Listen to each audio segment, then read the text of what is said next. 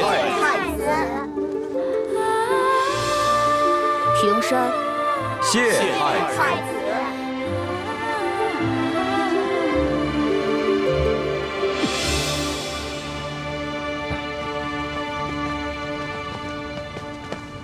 如今顺治已经驾崩，他的第三子爱新觉罗玄烨继位，改年号为康熙。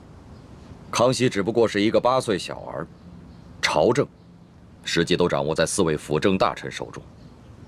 这4位辅政大臣，他们分势而立，互相内斗，而吴三桂又与他们分庭抗礼，所以，我们将来还是有机会能够找到复国的契机的。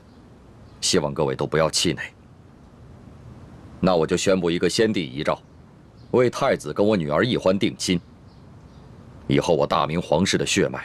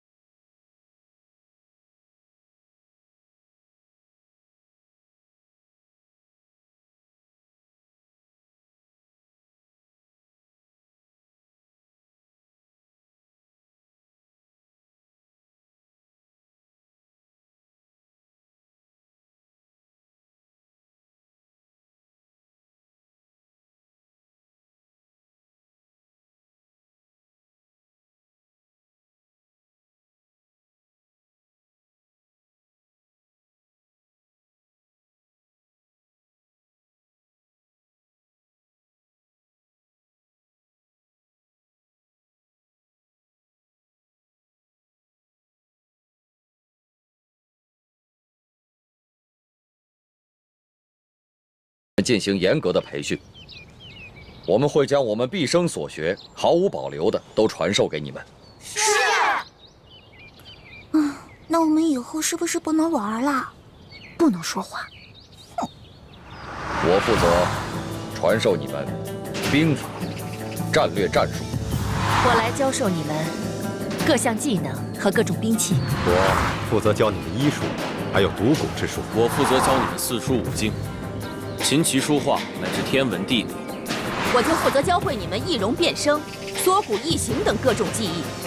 我将教你们暗器功夫，以及破解制造各种机关。啊，这么多课程还没学我就晕了。奕欢妹妹，你我可是大明最后的希望，我们要加倍努力，给所有的兄弟姐妹们做个榜样。你可再也不能像以前那样贪吃贪玩、偷懒耍滑头了。要你管，你凭什么管我？你是我未来的媳妇，我就有权管你。呸！我长大了才不会嫁给你这么没趣的家伙呢。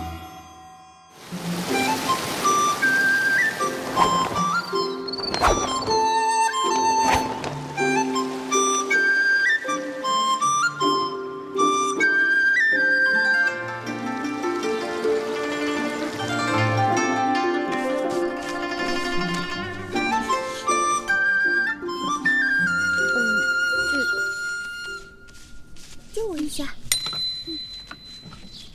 画的真好看，你这么快的画？吴师傅，这是我做的。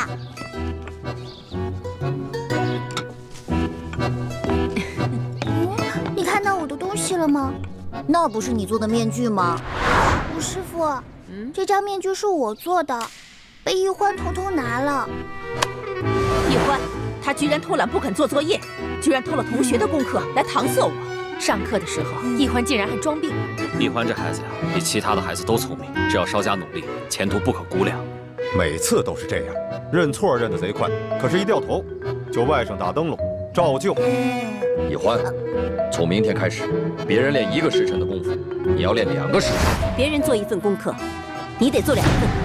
你这样根本不配做继王的女儿，日后还怎么指望你光复大明？奕欢，不要让我失望。你这孩子今后要多用点功了。奕欢，花儿的病有起色吗？花儿这孩子，打从刚出生就掉落在了地上，又在雨水里浸泡了1天，所以才落下了头疼的印记。我已经想尽了办法，只能延缓他的痛苦。却不能根治。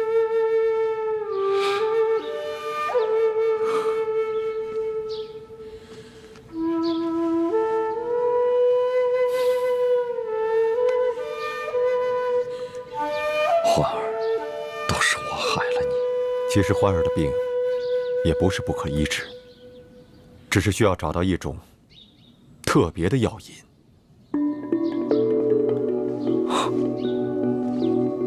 什么药引？我师父说过，世间的疑难。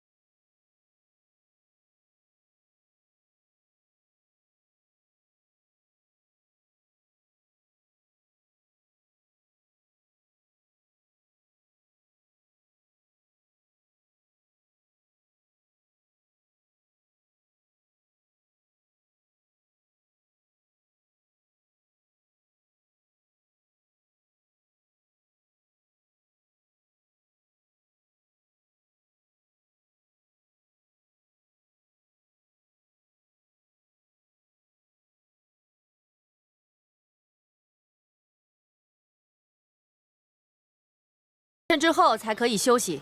二师傅，为什么小师妹就不用练？易欢身体不好，晋王说了，除了轻功、暗器、独骨、易容这些自保之术之外，他想练多少便练多少。你们接着练吧。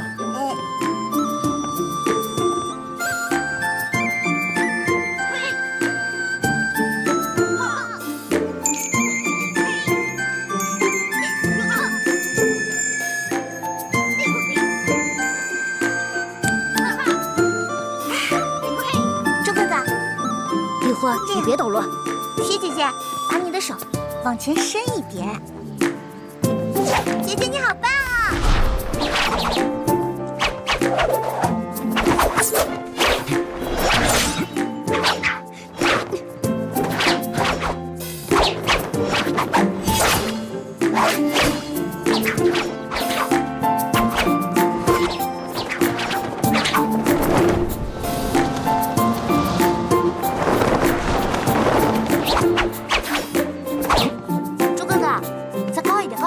认真点。哎，樊姐姐这样不错，非常标准。干嘛呀，叶哥哥？你想刺死我啊？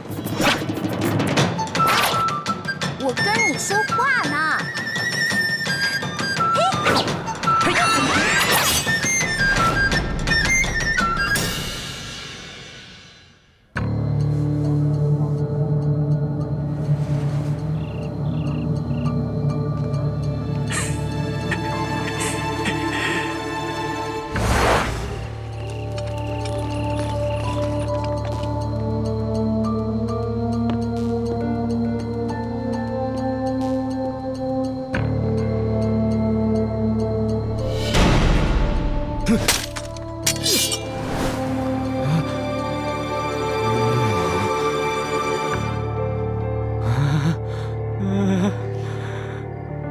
美人87、88、89、90。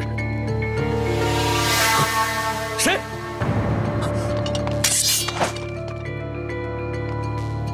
知府大人，我等你很久了。我这银库有9道机关，你是怎么进来的？你这9道机关在我眼中简直犹如儿戏。至于我是谁，这不重要。重要的是，你的银库当中放了这么多朝廷调拨的河堤工程款，你却贪污克扣，不肯发给那些累死累活的民妇。这牛头山的山匪一定是怕了咱们啊！这山寨都不要了，都逃跑了。可我总觉得心里不踏实，会不会他们跟咱们玩空城计啊？哎，报告将军，粮草库失火！什么？粮草库有重兵把守，怎么会失火？小的也不知道，火势太大，咱们根本控制不住，请将军速速回营增援。走，撤！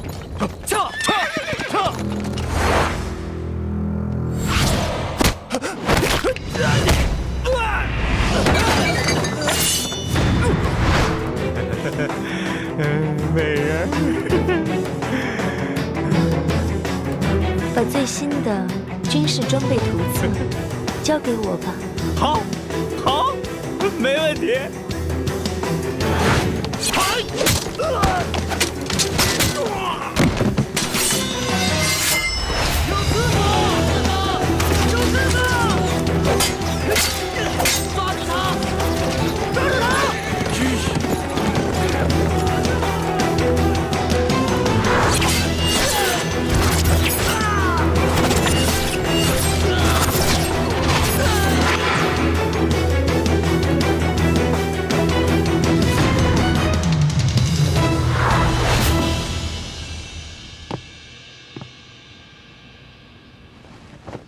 诸位师傅，这就是采花淫贼花太岁。这是大清工匠设计的最新军事装备图册。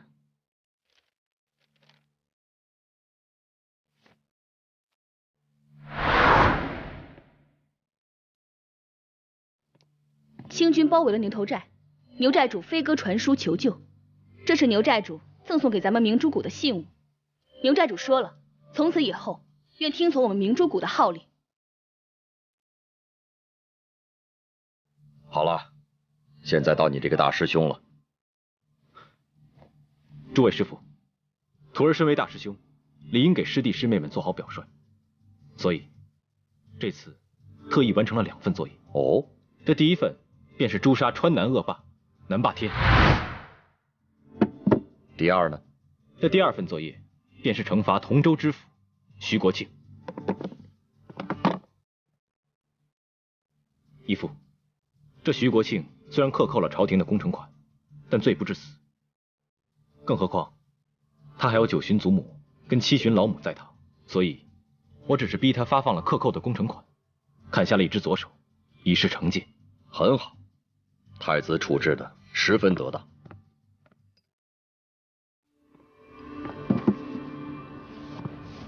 孩子们，你们都通过了各项考核，可以出师了。接下来，我会有非常重要的任务要交给你们。哎，易欢呢？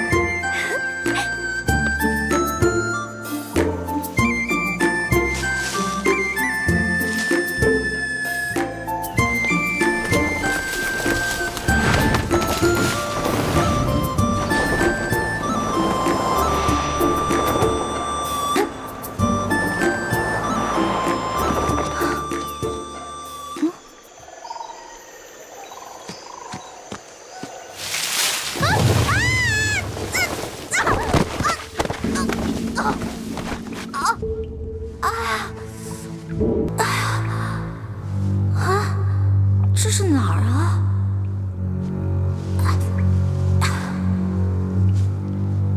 我怎么从来都没来过这个地方？难道以前有人住在这儿？这缸里是什么？打开看看。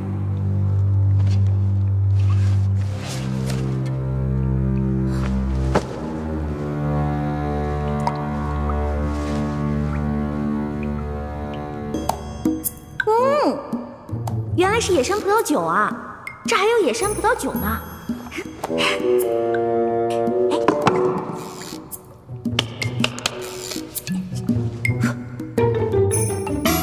我回来了。你跑哪儿去了？大伙都快急死了。有什么可着急的？我都这么大个人了，能出什么事儿？爹，你就知道游山玩水，不务正业，你知道吗？你的师哥师姐们都已经通过考核，可以出师了。真的？恭喜各位师哥师姐了。薛姐姐，那你到江湖可什么事儿都得分享妹妹一份，好吃的好喝的都得给我留着，知道吗？没问题。就你那三脚猫的功夫，跟着你师哥师姐们，还不是拖累他们？才不会呢！你也太小气了吧！师哥师姐才不会呢，他们会有福同享，有难独当的，是不是？大不了他们打劫，我站岗；他们吃肉，我喝汤嘛。就知道油嘴滑舌，懒得理你。马上跟我回去，过一个时辰，面壁思过。贵就贵。走了。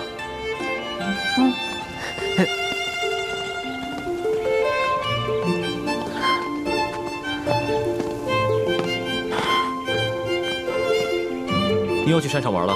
你不知道山上有野兽出没吗？很危险的。哎呀，你怎么跟我爹似的？哎，不过我在山上发现一个特别好玩的地方。你呀，就知道玩。什么好玩的地方？也不知道是谁在那个山洞里啊，放了一大缸葡萄酒。真的？不许再去了。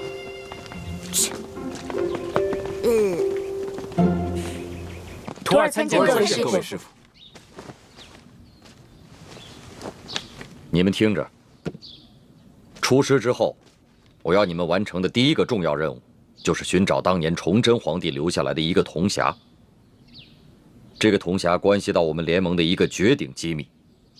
本来这个机密只有我一个人知道，但是现在是时候把它说出来了。你们一定要切记，每个人都要守口如瓶。徒儿明白。徒儿明白。当年崇祯皇帝自尽前几年，他就预感到大事不妙，所以提前做了准备。他把皇宫中还有国库中所有的金银财宝全都集中起来，命心腹之人藏在一个隐秘的地点，并制造了一张藏宝图。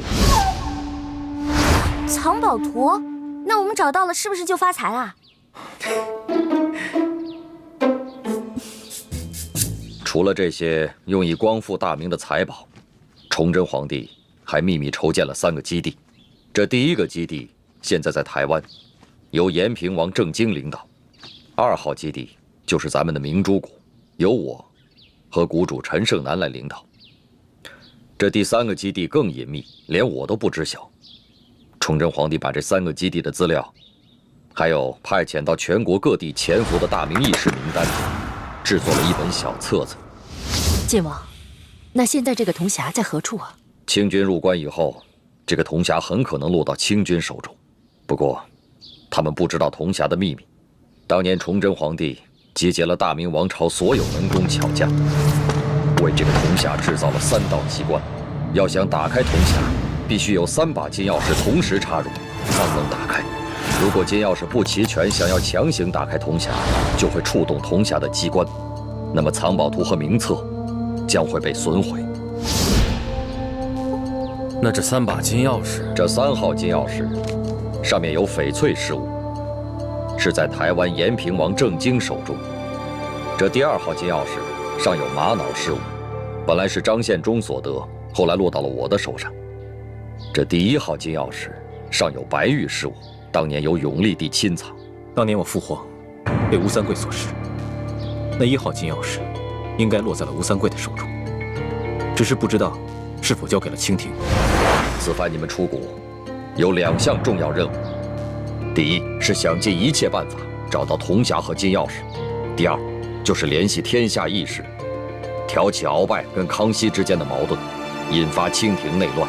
请师傅们放心，徒儿一定尽最大努力，将2项任务一一完成。好，此番你们出谷行动，一切都听太子调遣。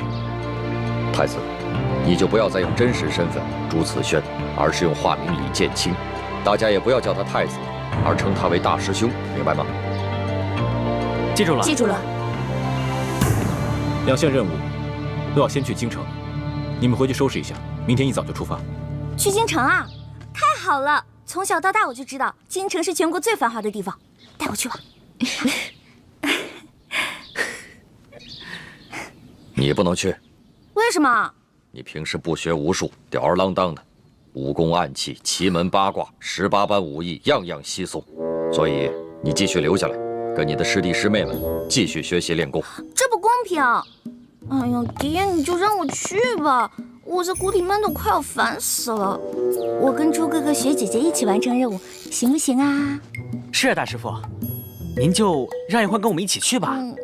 是啊，让一欢一起去吧。大师傅，就让小师妹跟我一起走吧。爹，太子，你是这次行动的总负责，那么一欢是留在谷中，还是跟你们出去一同执行任务，都由你来决定。猪哥哥，从小到大你最疼我，是不是？你肯定会同意我去的，是不是啊？欢妹，此番我们出谷要执行的2项任务都事关重大，我要对全局负责，更要对你的安危负责。所以啊，你就乖乖留在谷中，继续游山玩水，逍遥快活吧。等我回来，给你带好吃的。爹及诸位师傅在上，一欢历来胸无大志，唯愿吃遍天下美食，穿遍天下美衣，还有找齐珍贵药材，配出冰肌血肤养颜膏，治好倩影姐姐的脸。还望诸位师长原谅一欢违禁出谷，待实现3大愿望之后，一欢再回谷，负荆请罪。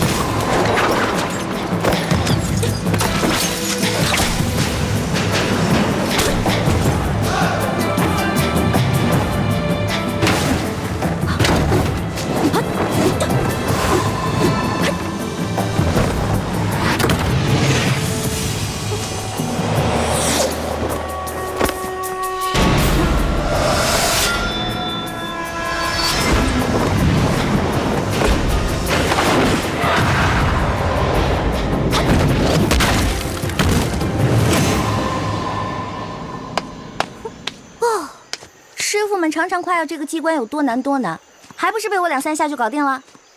李一欢，你真是个天才！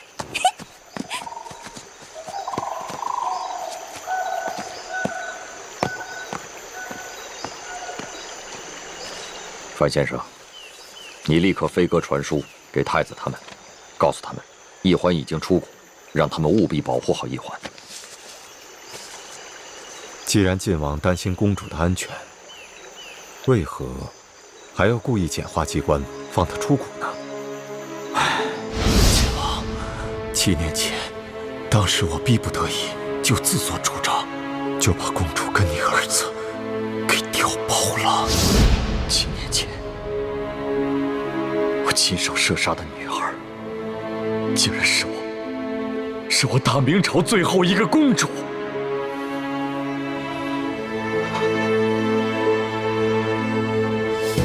我立定过，罪孽深重啊！不，公主尚在人间。当年你那一箭，刚好射中皇后送给公主的玉佩上，所以公主毫发无伤。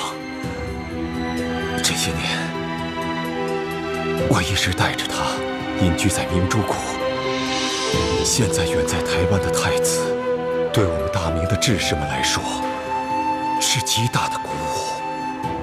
如果让他们知道，大明皇室只剩下一个公主，恐怕他们就没有复国的斗志了。如今世上，知道太子是你亲生儿子，奕欢才是大明最后一个公主的人，就只有你我2人了。我知道了，我马上传信给延平王，让他把太子送回来，就说先帝留下遗诏，让太子跟我女儿奕欢定亲，这样他们所生的子女也算是大明皇室血脉，我们也算对得起先帝了。好，这安排甚好。奕欢是先帝留下的唯一血脉，只可惜他生性懒惰，又贪图享乐。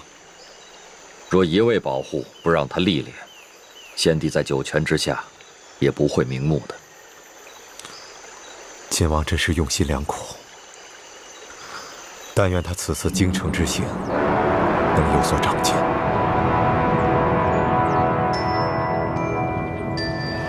看桃仁，好看，多好这个。哎，卖鸟嘞！哎，您看我这鸟。鸟儿应该自由的飞翔，不应该在笼子里。哎，您干嘛？对不起啊。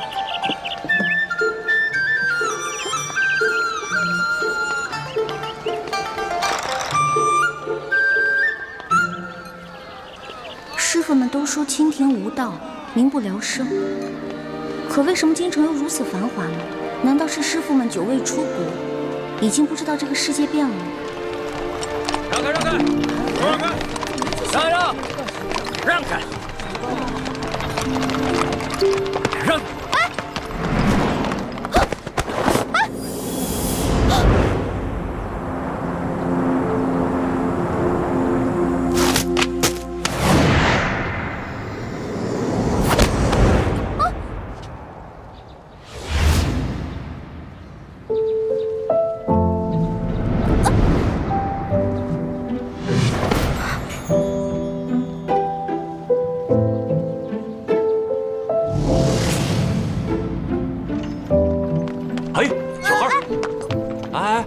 干嘛呢你？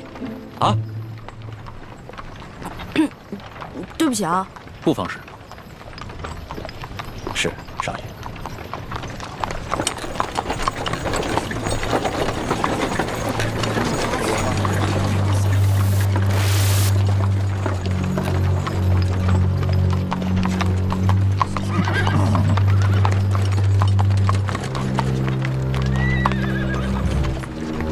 哎，他们要把这些人押到哪儿去啊？还能去哪儿？当然是菜市口了。菜市口？卖菜的地方？哼，菜市口你都不知道啊？菜市口是朝廷行刑的刑场。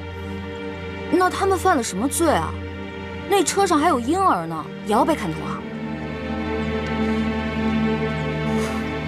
哎，他们可是前明的余孽，口口声声要光复大明，这都是特等的大罪，是要诛九族的。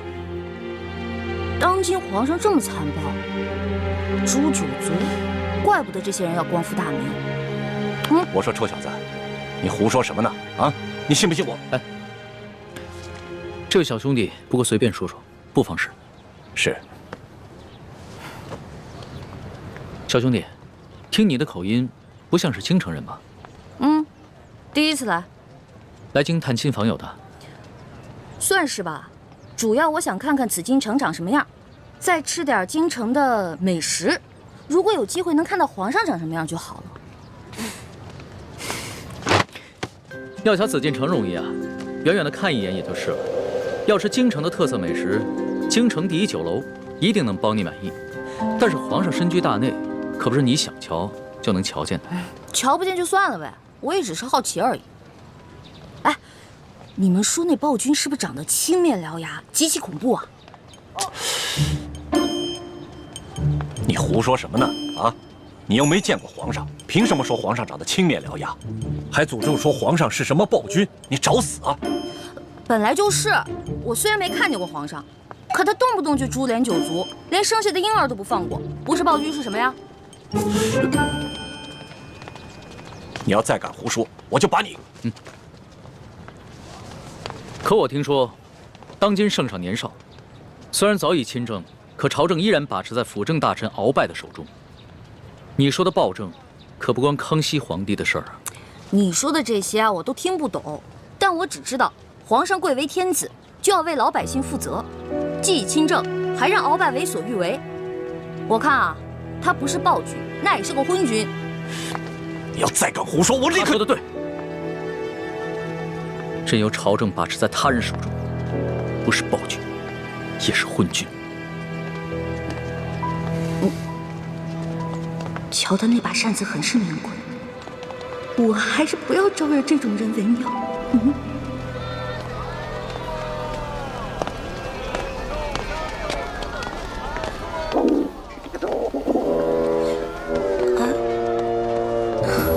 好了好了，我知道你饿了，要不然先把你填饱了，再去找猪哥哥他们。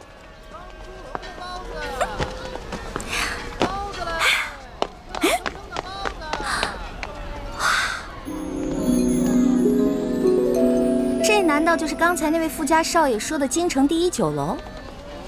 那全京城最好吃的东西，肯定就在里面了。您慢走。哎呦，客官，您里边请。您请。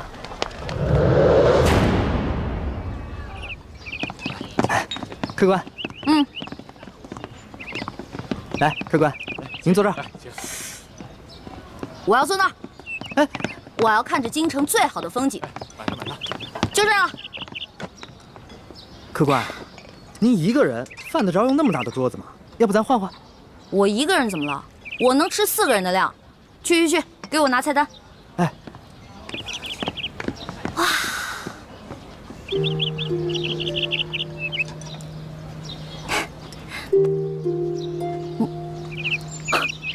好巧，又见面了。原来是你啊！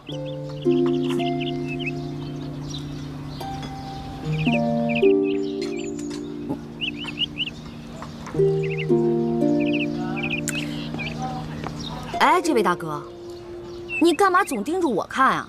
我脸上长花了。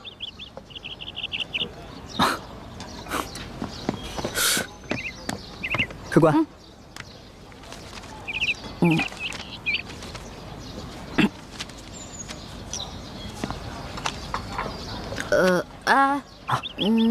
他桌子上的菜给我来一模一样的。客官，那桌还有客人没来，您点那么多，一个人吃得完吗？哎，你管那么多干嘛呀？我让你去给我做，你就赶紧做。哎，等一下，再给我来一壶好酒，我要你们酒楼里最好的酒。好嘞。去吧。哎呀，京城的鸟啊，走你！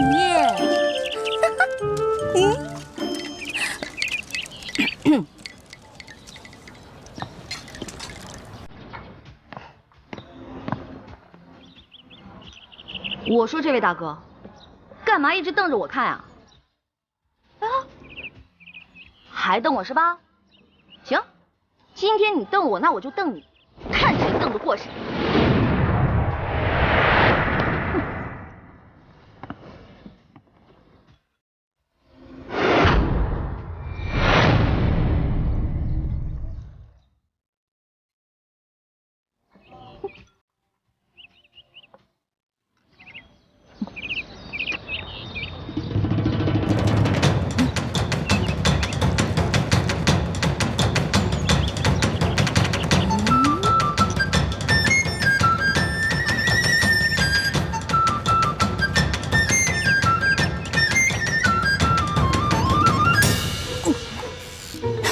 说了啊，看你还敢瞪我！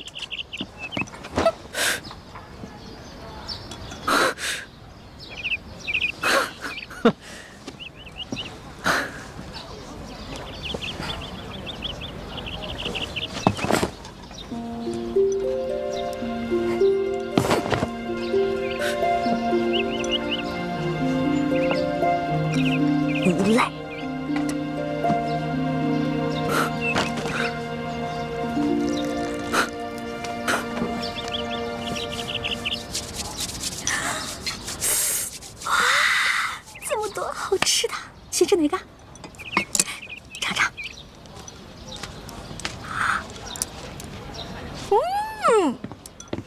来，进来。不太够。啥？听说你们京城最好吃的是烤鸭，对吧？去，给我拿一只。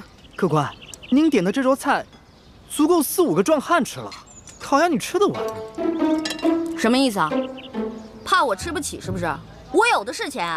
嘘，给我挑只肥的啊！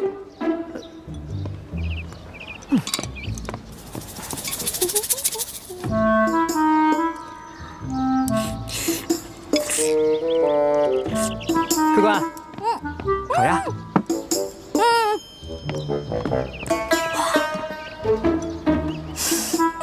烤鸭。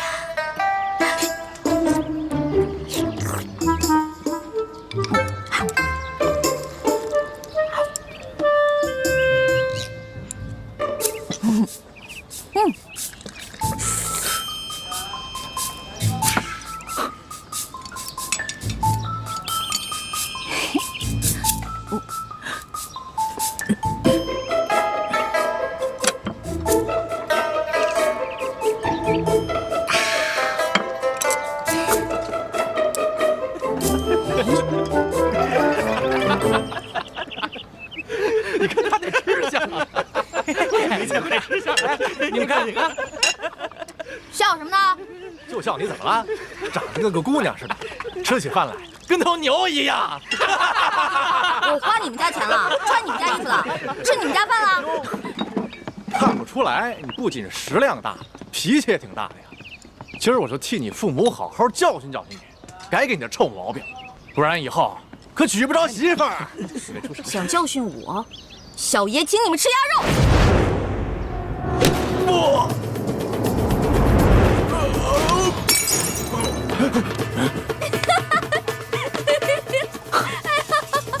找死！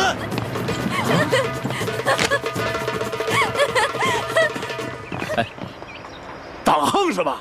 哎，各位，来这京城第一酒楼都是寻开心的，兄台何必跟这位小兄弟过不去呢？你是谁呀？要你多管闲事儿？在下龙三，小二来了。怎么了，几位爷？这样，你给这位客官加几个好菜，再加1壶好酒，都记在我账上。在下替这位小兄弟向你赔个不是。哎，来，几位爷消消气儿，这边请。小二，这些银子够不够？够，用不了这么多。剩下的都赏你了。好，谢谢爷。果然是个富家公子，哼，有钱了不起啊？别以为你替我道歉，我就会感激你。嚯！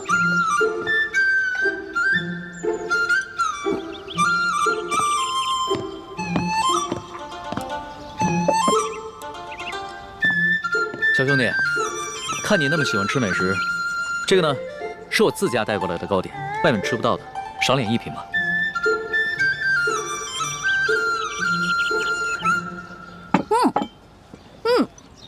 这个真好吃，你们家厨子可真厉害。哎，你那个大个子跟班呢？啊，我让他出去办事了。可惜我吃的太多了，这也吃不下了。小二，哎，来了，你帮我把这些全都包上，我要带回去。好，那请先结下账。哦。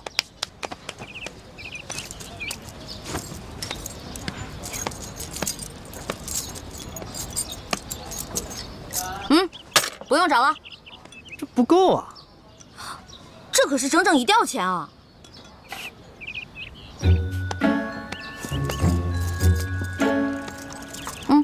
拿去。这还差得远呢。这回够了吧？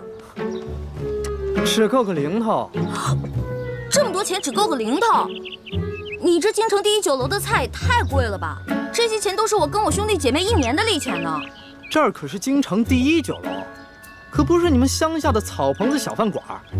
你看看咱这桌布，再看看咱们店的陈设，啊！我跟你说，除了皇宫敢用黄色，普天之下没人敢用黄色，唯独本店。为什么？因为本店是先皇特许。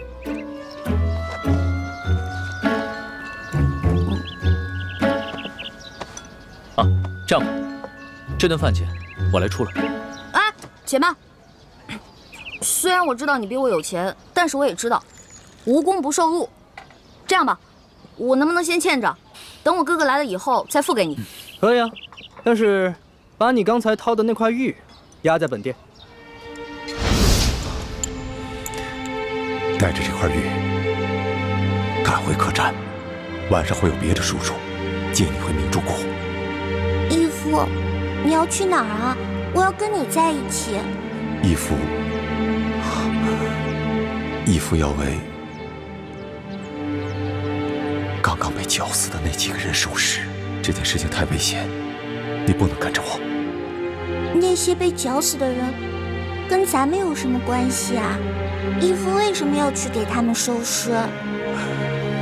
你还小，你不明白。记住，这块玉是你亲娘留给你的最后遗物，也是唯一能证明你身份的信物。你千万不能把它弄丢、弄脏。不行，这是我娘死前留给我的唯一遗物，不能给你。那客官的意思就是要吃霸王餐了。小兄弟，这个京城第一酒楼有个不成文的规矩，礼敬天下身怀绝技的能人异士。所以呢，你要是有什么绝技的话，能露出个1、2手，这样的话就可以免了这顿餐费。对，如果你实在没有现银的话，可以露手绝技给大伙儿瞧瞧。那什么样的绝技啊？来，小兄弟啊，你看到这上面挂的字画了没有？只要你能题一首诗，写一首好字儿，或者是画一幅画，就够格了。不瞒兄台，诗词歌赋、书法绘画，我样样都会，但是可能比不上这上面的墨宝吧。若是小兄弟觉得自己文采稍逊的话，那会不会什么别的，比如某种乐器、舞蹈，或者武功杂艺？没错，乐器嘛，我会好多种，舞蹈、杂艺、18般武艺，我也都会那么一点点。但是绝技，恐怕还谈不上吧。原来客官所学杂而不精啊！哎，人的精力是有限的，这位小兄弟啊，年纪轻轻的就什么都会，已经是很难得的奇才了。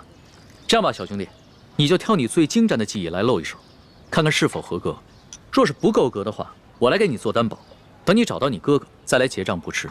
好，就听龙少爷的，挑个您最拿手的，来一个给大伙瞧瞧。好，来一个。多谢兄台。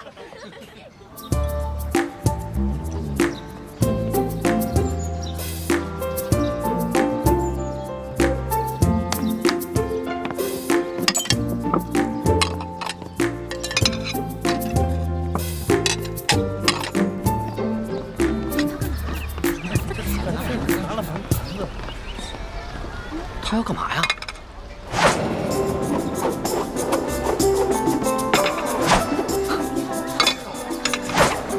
小兄弟，你这手上功夫虽说不上如何，但也算不错。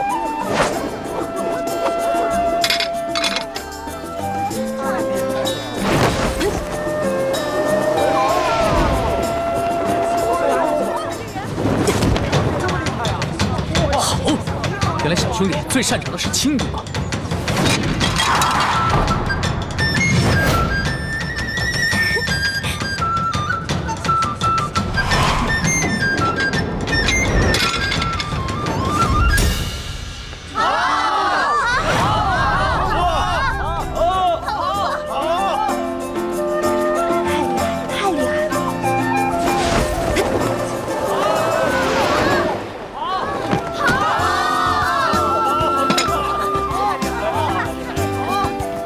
走了吧？当然可以，还请您留下高姓大名，下次再来本店提您名字可以打折。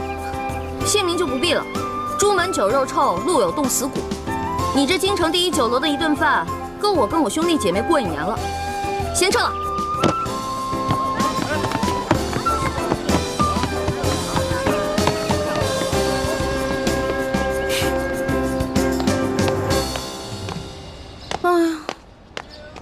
没想到来京城的第一顿饭花了我这么多钱，还没找到猪哥哥他们就变成穷光蛋了。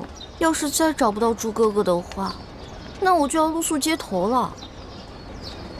等会儿那个龙三出来，他往那边走，我们跟过去，然后把他抓了。龙三。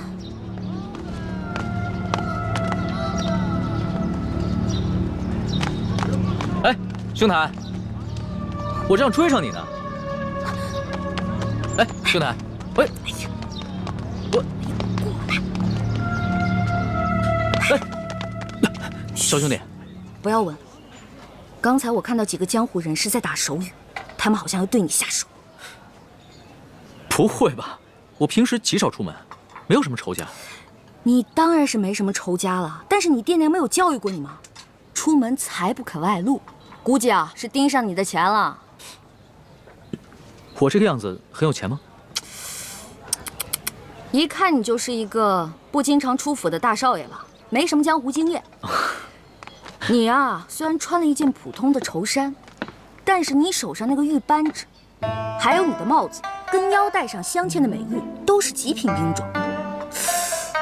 再看看你这把古扇，这扇面是黄庭坚的真迹吧？足以买下这整栋酒楼了。我倒是忘了这些细节了。小兄弟，你真是好眼力啊！哼，其实在下的能力呢，不光是刚刚在楼上说的那些，我对鉴赏古玩玉器也是不在话下。多才多艺，真是多才多艺。哎，不知道小兄弟叫什么名字？我们交个朋友吧。哎，你先别问我叫什么名字，我先问你，那个揪我小辫子，你那个大个子跟班呢？我原来还带了几个跟班，不过都被我派出去办事儿了。我们约好了，在街角转头的那个书画斋门口碰头。哎呀，如果你这样一个人出去的话，估计你也走不到书画斋了。那怎么办啊？这样吧，看在你刚才帮我解围的份上，又请我吃了一碟点心，我来帮你。先帮我开个房间。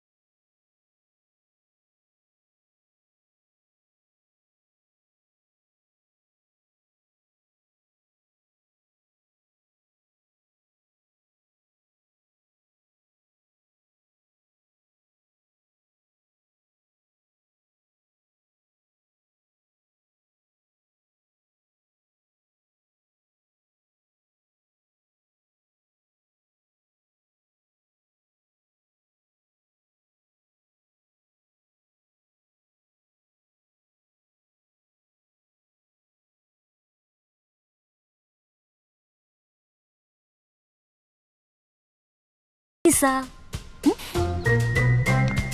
那就多谢小兄弟了。想不到这天子脚下，北京城内，光天化日还有人抢劫绑架，也难怪朝廷会实行严苛的刑罚。亏你还饱读诗书，这什么狗屁道理？推行暴政，我虽然不懂国之大事，但是我也知道，唯有仁政才能治理天下。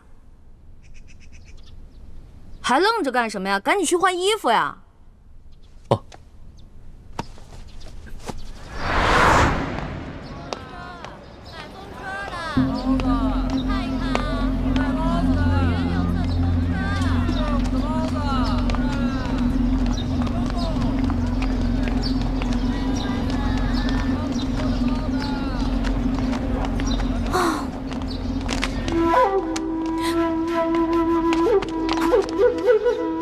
你不是龙三，怎么样，中了小爷的金蝉脱壳之计了吧？傻了吧？那个龙公子我们跟了好久了，今天就是你坏了我们的好事。所以你们想干嘛呢？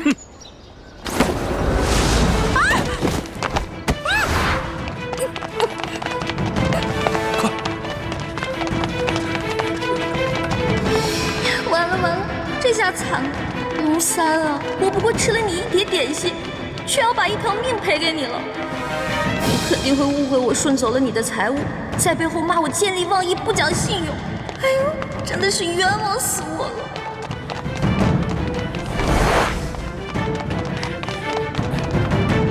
少主，今天有人破坏我们的计划。哦，什么人？这个人的声音好熟悉啊！放下！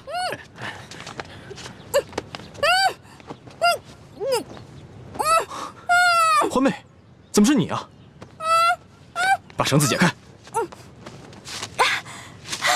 猪哥哥，猪哥哥，怎么会是你啊？少主，这位是？她是我的小师妹一欢。啊，这些打架劫舍的人，你认识啊？你别胡说，他们都是我们联盟的好兄弟。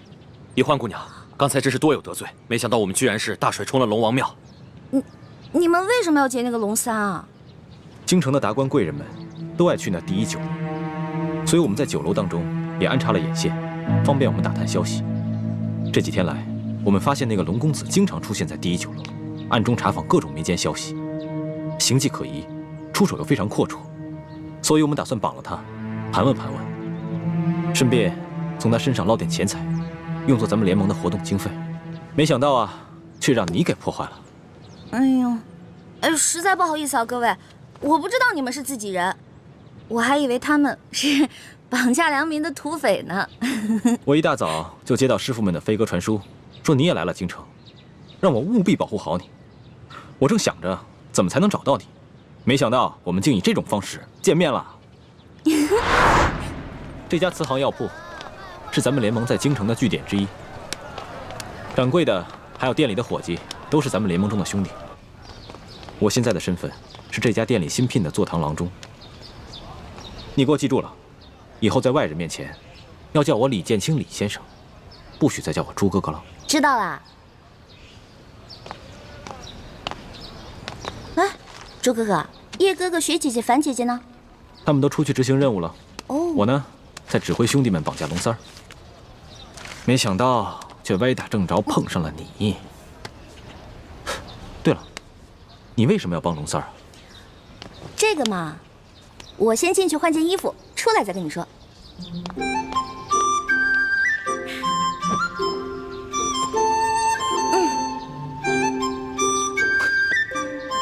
你就因为吃了他一碟点心，就去替他冒这个险？哎呀，其实说实话，我根本就没想着要去冒险。我本来想着以我的轻功，就算打不过那几个乞丐，也是可以逃跑的。你呀，从小练功就不肯用功，又很少出门，缺乏江湖经验。这次幸亏是遇上了咱们自己的人，不然你现在就……你让我怎么办？咦，朱哥哥，你平时不是很讨厌我的吗？总是嫌我这个嫌我那个的。我要是死了，你不就少一个大麻烦吗？呸！胡说什么呢？一点都不知道忌讳，赶紧呸一个！好，我呸！我什么时候讨厌过你啊？你是故意气我的是不是？我开玩笑的嘛。行了，朱哥哥，我得出去一趟。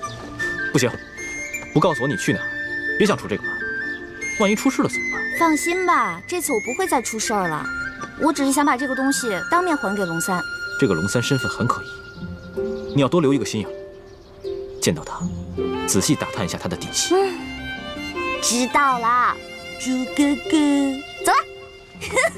你当心点啊！我们家少爷等你好久了，你一直没来，这不，龙三少爷有点急事就走了。他就这么走了？龙三少爷叫我把这个东西转交给你。那他临走前有没有说什么？他不会误会我不讲信用，把他东西都骗走了吧？哎呀，这怎么会呀？龙三少爷从不把身外之物放在心上，倒是对小兄弟挺关心的。他跟我们说了，一旦有你的消息，叫我们马上派人到他府上去告诉他一声。他是哪家府上的少爷啊？这个我就无可奉告了。我也没什么别的意思，我只是想把这些东西当面还给他，以免他误会我。哎呦，龙三少爷说了，这些东西啊，就全送给你了，就当你对他帮忙的一点谢意。这些东西都很值钱的，他全都送给我了。龙三少爷，对你倒是很欣赏的，还想和你交个朋友呢。小兄弟，请问你尊姓大名啊？哎，那既然他也不肯说他的真名，我为何要坦诚相待呢？好吧，既然他都送给我了，那我就不客气了。哎，小兄弟，那以后如何联系你啊？告诉龙三，有缘自会相见。那个龙三一定是看你有些功夫，所以想故意劫纳你。不过这出手未免也太阔绰了吧？看来来头不小啊。环妹，一有机会要多去宝雅斋看看，看看能不能再碰上他。我现在对龙三也挺好奇的，我想弄清楚他到底是什么人。京城第一酒楼也有我们的眼线，只要他出现，我们就有机会弄清楚他的底细。朱哥哥，你看啊，你跟叶哥哥啊、樊姐姐啊、雪姐姐啊都那么忙，对不对？所以呢？我就不给你们添乱啦。我想去看看紫禁城，我保证绝不给你们添麻烦。等等，回来。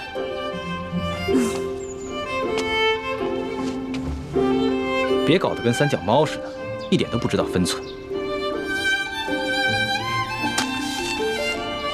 你看看这是什么？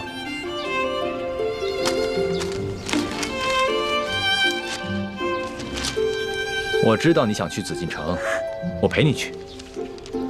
不过在去之前，咱们是不是得熟悉一下京城，还有紫禁城的地图啊？这个是午门，午门前面是太和门。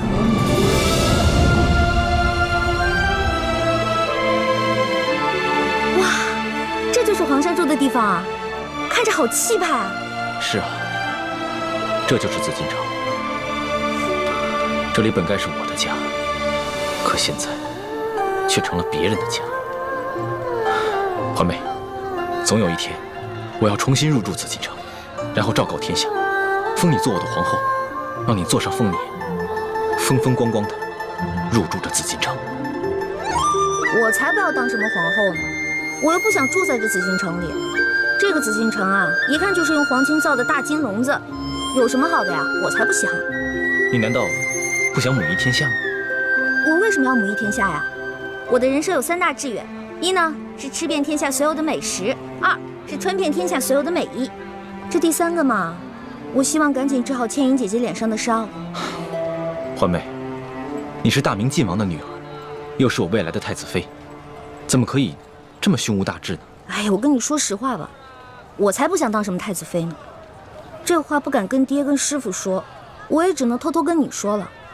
现在这世上太平，老百姓可以吃饱穿暖，这天下姓朱或者姓爱新觉罗又有什么区别呢？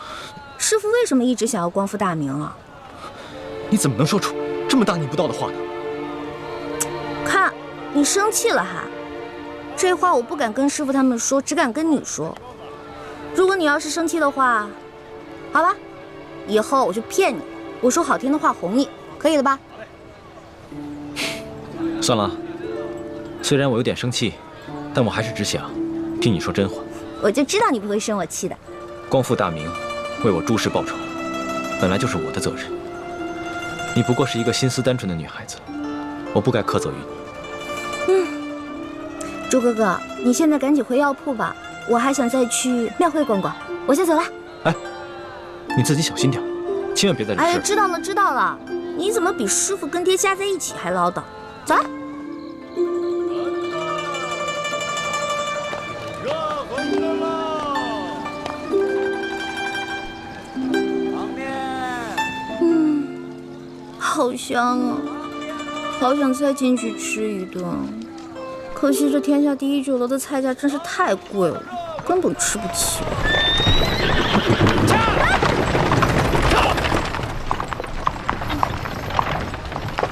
哼，驾着黄金马车，还这么横冲直撞，我倒要看看你是谁。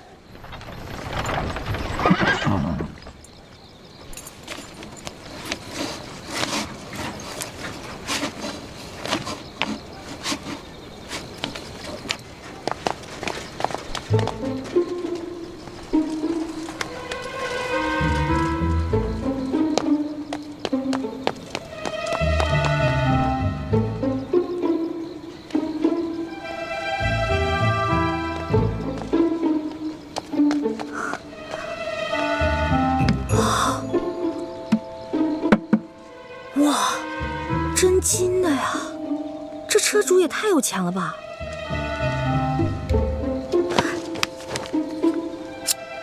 哼，看这车夫刚才那么嚣张的样子，估计这个车主也不是什么好人。我就当劫富济贫了。中堂大人，这边请。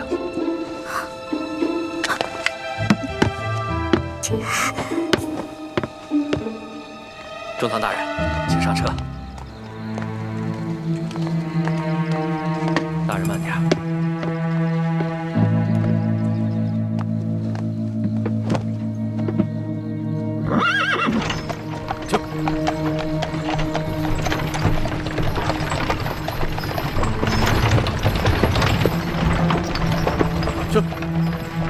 当今世上，只有4位辅政大臣之一的鳌拜人称中堂。难不成这车上的人是鳌拜？鳌拜权倾天下，怪不得这车这般华贵，行人也都避让不及。想来他们也都认得。哎呀，一欢呀一欢，这次你可玩大发了。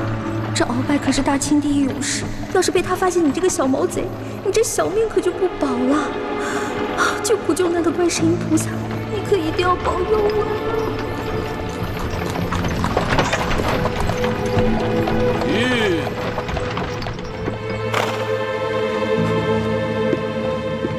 奴才见过中堂大人。公公不必多礼。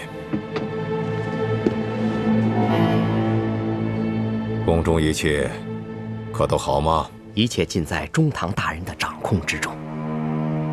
皇上好吗？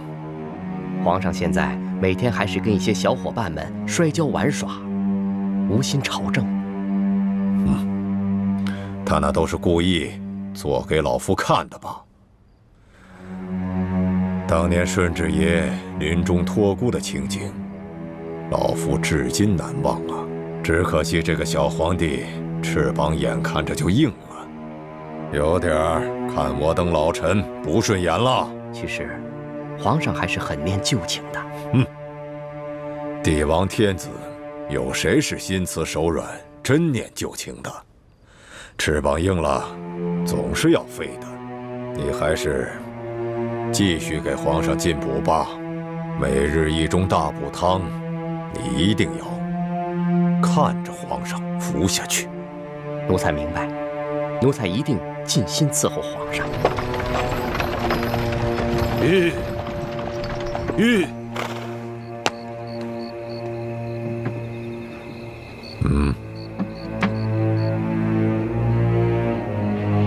这是这个月的大补丸。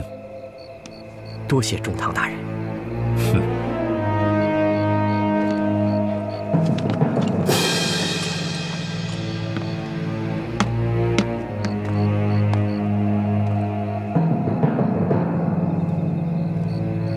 赶紧送公公回宫，公公不便在外久留。奴才遵命。回宫？难道是回紫禁城？我的天哪！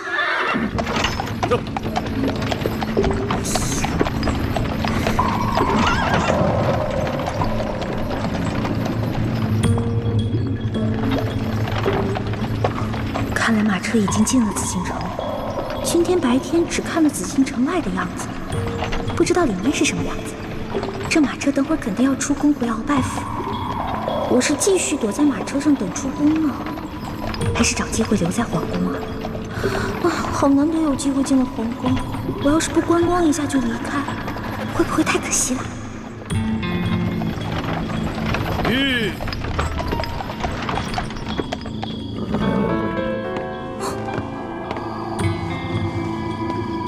公公，您慢点。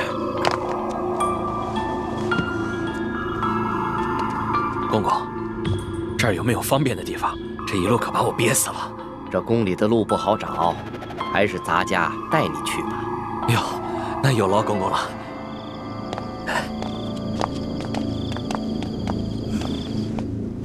哎呀，行，我知道你饿了，别叫了。御膳房里面有举世无双的美食，要不然先喂饱肚子。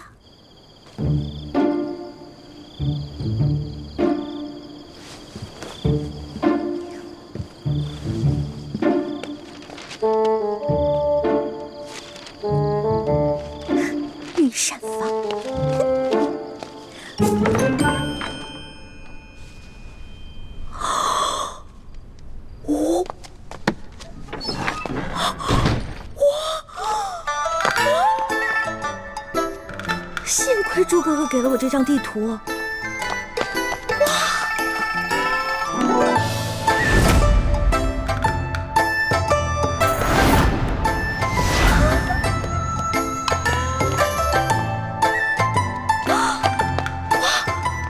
这么多金银财宝，全是真的！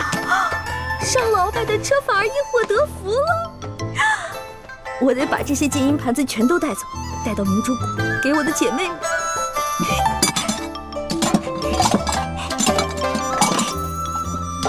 都是皇上用的东西，太棒了！快！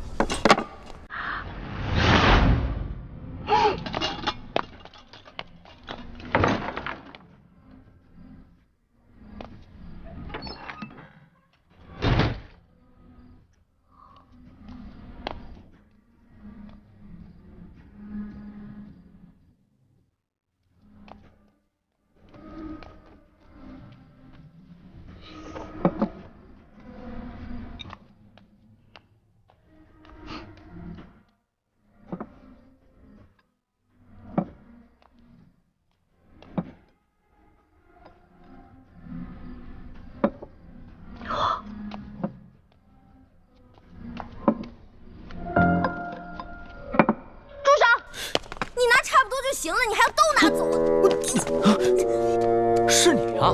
谁啊？我跟你不熟，别跟我套近乎啊！哎，是我。哎，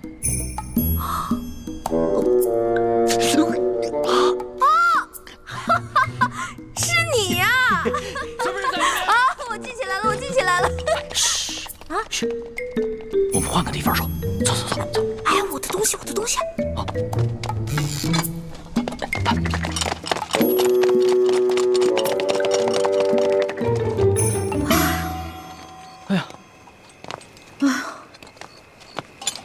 吓死我！哎，多谢你啊，还好有你在，要不然我就被抓了。不过你到底是谁啊？我怎么会在皇宫看见你呢？而且你对皇宫的地形如此熟悉。我呀，我是这个宫里的御前侍卫，所以啊，我对这个皇宫啊特别熟悉。你在宫里当差啊？怪不得那个书画斋的老板不肯跟我透露你的身份呢。原来如此啊！小兄弟，还是你说的对，有缘自会相见。没想到这么快我们又见面了。是啊。哎，对了，你这么晚进宫来做什么呀？哎呀，别提了，要多倒霉有多倒霉。我在路上走得好好的，看见一辆马车，那马车是鳌拜的，那个车夫特别嚣张的横冲直撞，我就想上去给他点教训。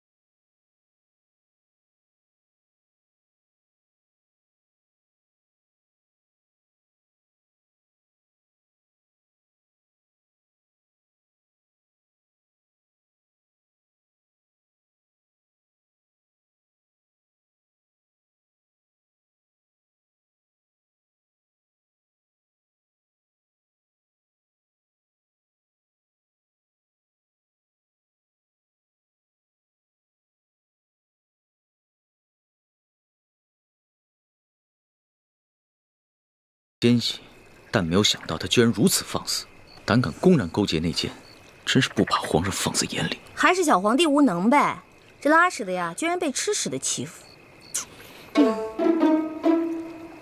小兄弟，你这话未免也太糙了吧？话糙理不糙啊，我说的都是实在话。如果这个皇帝是个英明君主的话，那怎么可能任由鳌拜这么嚣张跋扈呢？小兄弟啊，你想的太简单了。这皇上啊，年少，刚亲政不久，要整顿朝纲，自然是需要时间的。而且他确实想做出一番大事，要不然的话，他也不会派我乔装打扮，在宫外打探消息了。怪怪不得你在酒楼花钱这么阔气，原来是奉旨花钱啊！你这个差事不错啊！哎呦，我都跟你聊饿了，还好我在御膳房拿了点吃。这样，我带你去一个特别安全的地方慢慢吃。去哪里啊？哪儿啊？你跟我来就知道了。哦。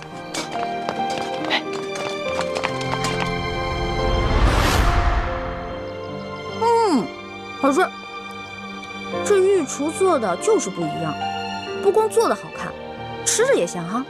那当然，能侍奉皇上的御厨，那都是天下第一的大厨子。哎，你不是说你是皇上的心腹侍卫吗？那你是他的御前侍卫，你想吃什么可以找他恩赐啊。那干嘛半夜3更的去御膳房偷吃的？我哪是偷偷去吃啊，我那是光明正大的去吃。你要不是为了掩护你，我哪会被那些相熟的侍卫追着满宫跑啊？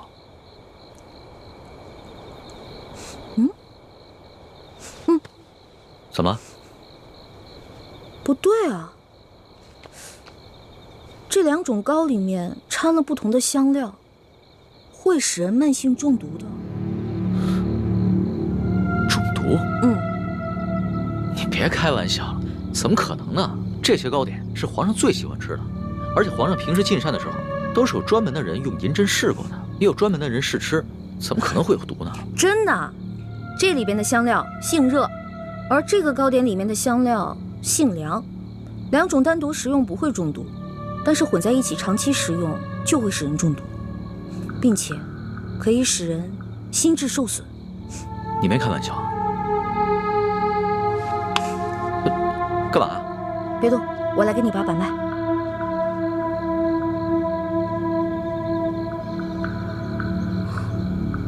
这位小兄弟，你的脉象已经显示你慢性中毒了。那个替皇上试吃的人，不会就是你吧？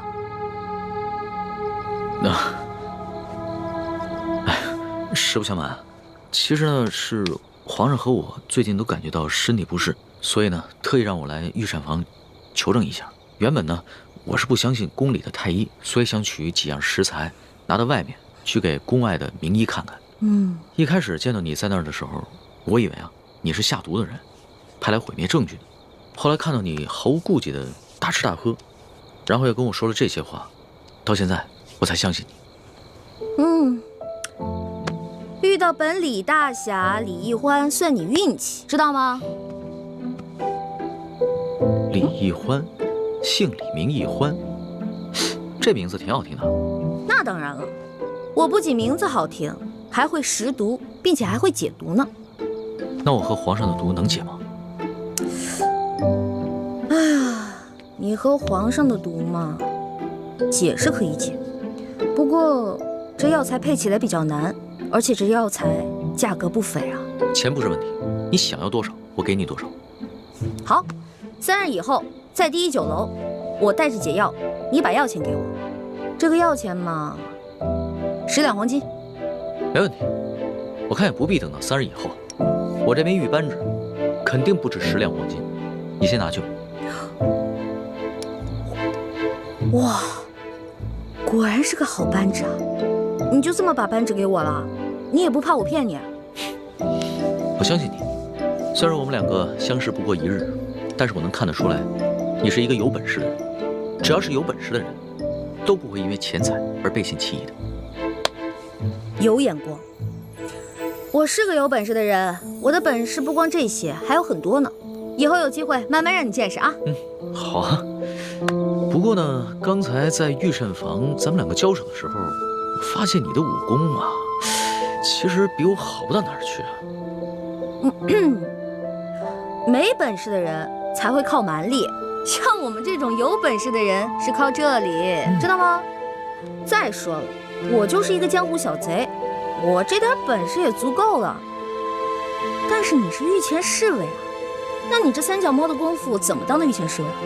哎，你跟我说实话，是不是你投了个好胎，有了个好爹，才让你当上御前侍卫的？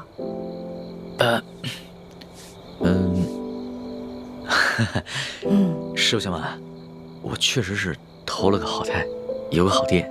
我祖上啊是8旗的贵族，我能随侍皇上，也都是我们家里人帮的忙。任人唯亲，这康熙小皇帝啊，果然不是什么明君啊。哎，也就是你啊，说这样的话。要别人说这样的话呢，我早就拉他去见官了。不过呢，你虽然言语上对皇上不敬，但是我能看得出来，你心思不坏。你这个小兄弟吧，通情达理，仗义疏财。我决定了，你这个朋友我交定了。来，今天高兴，喝酒。我这壶底的酒可不是一般的酒，这个酒呢是我在山里发现的野山葡萄酒，也不知道哪位仙人何年何月何日酿造的，总之特别好喝。你别以为你是皇上的小跟班，吃惯了好多御食，好多御酒，就不把我这个酒当回事儿了。我这个酒啊，可比你那些御酒好喝多了。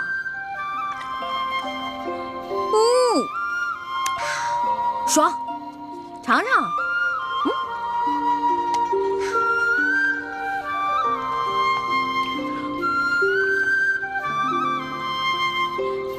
怎么样？啊，是好酒啊，是吧？多喝点。哎，小兄弟，你是哪儿的人啊？为什么要进京啊？我呀，我就是一个江湖游侠。我进京呢，就是来看一看京城有多繁华，吃遍京城的美食。二呢，我是想找一些珍贵的药材，配一款冰肌雪肤养颜膏，给我姐姐脸上疗伤。你姐姐的脸怎么了？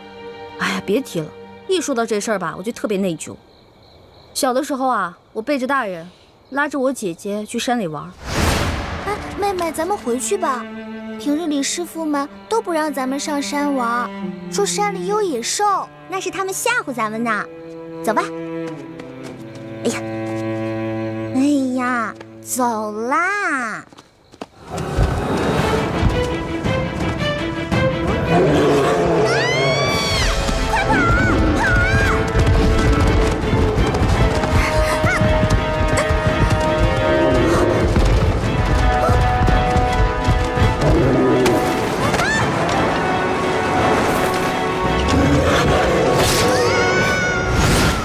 所以我姐姐脸上就落下了伤痕。我义父是个名医，他说要想治好我姐姐脸上的伤，就得用稀有的药材配成一副冰肌雪肤养颜膏。但我们家比较穷，这些药材一直凑不齐，所以我就想啊，什么时候能把我姐姐脸上的伤治好就好了。我姐姐可是个大美人儿，但就是因为脸上的伤让她变得很自卑，所以我希望我能早日帮她配齐这些药，治好她脸上的伤。所以你刚才不跟着那辆马车出宫，不是为了进御膳房偷吃东西，而是为了找太医院，去找那些能治好你姐姐脸上伤的药。对啊，本来我想先饱吃一顿再去太医院的，没成想。你是个重情重义的人啊，我喜欢你的性子。哎，你多大了？我呀，我是顺治12年5月初4生的。5月初4？啊，真的假的呀？真的。太巧了，我也是5月初4。啊，只不过我是顺治11年的，比你大1岁。这么巧啊！哎，你说咱们两个一日之内相逢了2次，我觉得咱们这个缘分匪浅呀，不如我们今天指月为誓，结拜为兄弟，如何？从来没有人想着跟我结拜的。不过我以前老看古书上说，那些古人们结拜好像挺有意思的。当然了，我也一直想这么做来着，可惜一直没有遇到合适的人。既然你我这么有缘，那就结拜吧。我长你1岁，我做大哥，你是小弟。哎，不行不行，岂不闻古人有云：文道有先后，术业有专攻。咱们既然结拜，就不能以庸俗的年龄论长幼，咱们得看谁的见识广，本事强。刚才你也说了，我的见识广，本事强，所以我是大哥，你是小弟。这也行啊？当然了，如果你觉得不行的话，再来打一架，谁赢了谁是大哥。不打。行，居然还有人想当我的大哥。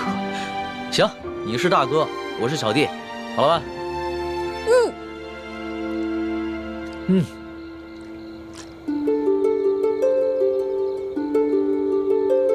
我李一欢，我龙三，今日对着月亮发誓，结为异姓兄弟。从今往后，有福同享，有难同当，永不背弃。同生共死，同甘共苦，如有违誓，天打雷劈。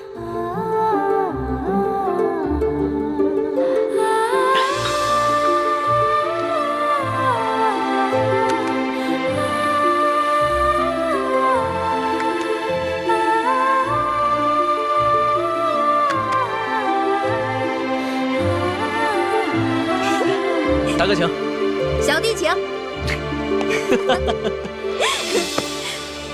啊，对了，我们现在都结拜了，以后不能骗你了，要不然会天打雷劈的。大哥，你说什么呢？你可真是个小白兔！我之前说那个解药说要10两黄金，其实只需要10个铜板。我跟你结拜了，所以自然不能骗你了。哦，还有这个玉扳指，还给你吧。我是刚开始看你那么有钱，所以想顺便敲敲你的竹杠。不过现在咱们都结拜了，我就不能再骗你了，我得讲义气啊。大哥果然是个性情中人。不过我们刚刚对着月亮发誓，要有福同享，有难同当。小弟的东西呢，就是大哥的东西。这个玉扳指啊，大哥你就好好收着吧。这个东西啊，小弟多的是，不必还我了。当真啊？当真。我们刚刚发过誓的，你总不想让小弟被天打雷劈吧？像你这样的小白兔，行走江湖不得被人炖了给烤了吃啊！不过你放心吧，现在有大哥在呢，大哥保护你。行，那日后小弟就多仰仗大哥观察了。放心吧。